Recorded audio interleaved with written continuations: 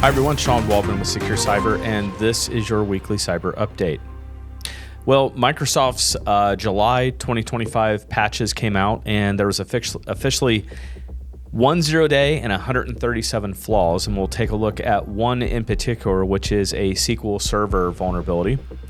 This one's CVE 2025-49719, Information Disclosure Vulnerability for SQL. So any publicly accessible SQL servers that are out there, or SQL servers that have websites or that have SQL Server backends, please just make sure that you take a look at public-facing, applications like SQL, web servers, those types of things, and make sure that patches are up to date. This particular vulnerability doesn't appear to be being taken advantage of in the wild quite yet, but we don't want to wait for that. So take a look at your infrastructure and patch those SQL servers. Well, for any Google Chrome users out there, there have been 1.7 million installs found of a malicious Chrome extension on the web store. Now, this happens a lot. We see this as well as on the iPhone App Store. We see it on the Google Store. And now we're seeing a lot of an uptick, including bad web extensions that are available on the Google Chrome Store.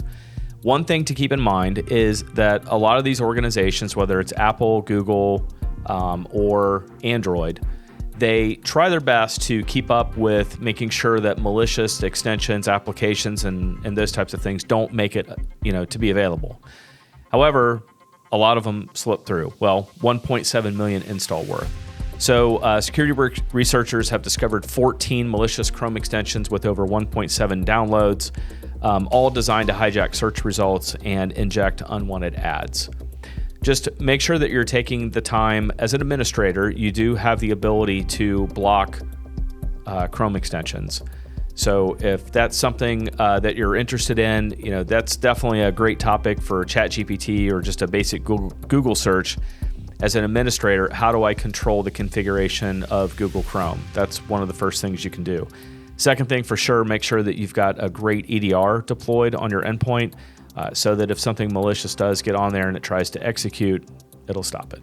And the last article we'll go over today, for any of you out there that have Netscaler, especially Netscaler that's exposed to the internet, which it likely is, there's yet another exploit out there available to take advantage of vulnerabilities with Netscaler.